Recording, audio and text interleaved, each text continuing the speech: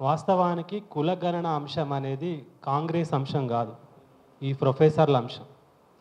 20 సంవత్సరాల కింద నాకు తెలిసిన ఫస్ట్ టైము 20 సంవత్సరాల కింద ఐసీఎస్ఆర్లో ఇదే ప్రొఫెసర్లు ఇంకా వీళ్ళకు కలిసి తిరుమలి సారు, తర్వాత శ్రీనివాసులు సారు, రవీందర్ సార్ లాంటి వాళ్ళు వీళ్ళందరూ కలిసి ఉస్మాన్ యూనివర్సిటీలో ఫస్ట్ టైం నేను విన్నా. అంతకుముందు కూడా ఆర్గ్యుమెంట్ ఉండే, కానీ ఇవాళ ఒక పార్టీతోటి కంటిన్యూగా పర్సూ చేసి ఇవాళ పార్టీ ఇవాళ కాస్ట్ సెన్సస్ చేసింది, రిపోర్ట్ను అనౌన్స్ చేసింది. కోర్స్ సమాజ శాస్త్రంలో రీసెర్చ్ మెథడాలజీ అనేది ఒక పెద్ద ప్రక్రియ. సోషల్ సైన్స్లో చాలా క్రిటికల్, న్యాచురల్ సైన్స్లో చాలా ఈజీ ఉంటుంది.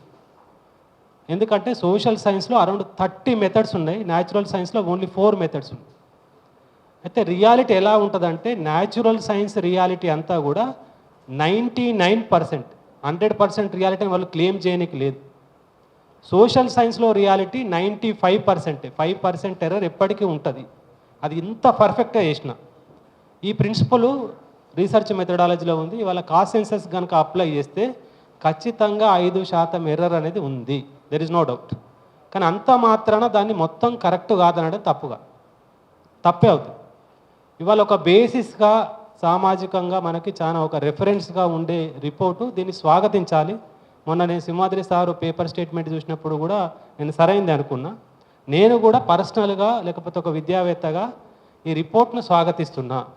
కానీ ఈ రిపోర్ట్ని కొంచెం ఫర్దర్ రీసెర్చ్ చేయడానికి వెసులుబాట్లు కల్పించాలి. ఎట్లా వెసులుబాట్లు కల్పించాలంటే, ఉదాహరణకి కులం లేని వాళ్ళు నో కాస్ట్ 12 లక్షల మంది చెప్తున్నారు. కానీ నా పర్సనల్ ఒపీనియన్లో నేను ఏమనుకుంటున్నా అంటే, ఇది కులగణన ఇష్టం లేని శక్తులు నో కాస్ట్ అని చెప్పినాయి, కావాలని పర్పస్ఫుల్గా నో కాస్ట్ అని చెప్పినాయి.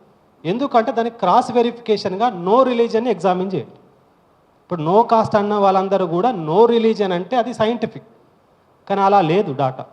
ఎందుకు అలా లేదు అంటే వెస్టెడ్ ఇంట్రెస్ట్ తోటి కావాలని సామాజిక న్యాయాన్ని వ్యతిరేకించే శక్తులు వాళ్ళకు ఒక ఇంటర్నల్ మెసేజ్ పాస్ చేశారు. ఇంటర్నల్ మెసేజ్ వల్ల వాళ్ళు ఏం చేశారంటే నో కాస్ట్ అని చెప్పారు.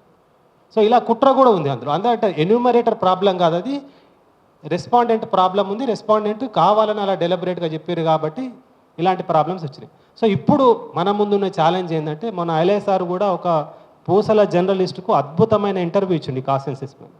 నేను చాలా మందికి ఫార్వర్డ్ చేసిన. సార్ ఏమంటున్నారంటే, ఇది కాస్ట్ సెన్సెస్ అనేది ఒక రిఫార్మిస్టు ఎజెండాగా మారాలి అని చెప్తున్నారు. ఇది రిఫార్మిస్టు ఏజెండాగానే కాదు, సోషల్ మూమెంట్ ఏజెండా కూడా మారాలి. 2 పాయింట్ స్ట్రాటజీ. ఎందుకు అంటే, ఏ కులమైనా నిమ్న కులాలు బాగుపడాలంటే 2 మార్గాలు ఉన్నాయి. ఒకటి కాస్ట్ రిఫర్మేషన్.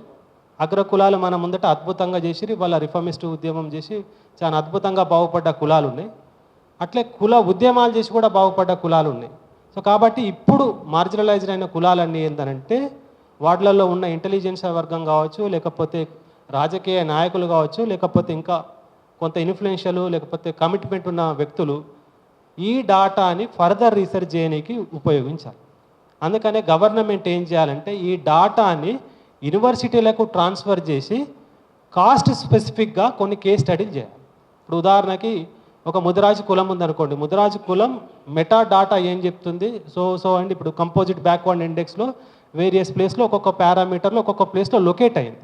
కొన్ని శాంపుల్ స్టడీస్ చేసి మరి ఈ sample studies meta data 2 match అవుతావా లేవా, అట్లా మనం కనుక వెరిఫికేషన్, రీవెరిఫికేషన్, క్రాస్ వెరిఫికేషన్ చేసినట్లయితే ఖచ్చితంగా దీనిలో ఉన్న లోపాలన్నీ బయటకు తేటతెల్లమవుతాయి.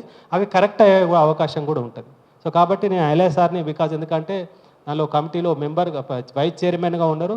వీళ్ళ కంట్రిబ్యూషన్ చాలా ఇమ్మెన్స్. నిజంగా కూడా ఇవాళ ప్రొఫెసర్లు మనకు ఒక అద్భుతమైన వజ్రాయుధాన్ని ఇచ్చి ఈ జనరేషన్ చేసిన గొప్ప ప్రయత్నం ఏంటంటే, కులగణన లెక్కింపు అనేది ఈ దేశ చరిత్రను మార్చే ఒక ఘట్టం కానుంది. దానికి మనలాంటి యువతరం ఏంటంటే, ఖచ్చితంగా అడ్వాన్స్డ్ మెథడాలజీని యూజ్ చేసి క్రాస్ వెరిఫికేషన్ డాటాతో కనుక మనం వెరిఫై చేసినట్లయితే ఇది ఖచ్చితంగా మనకు ఒక వజ్రాయుధం అవుతుంది. ఆ దిశగా మనం ఆలోచించాలి. దీన్ని పూర్తిగా వ్యతిరేకించాల్సిన అవసరం లేదనేది నా భావన.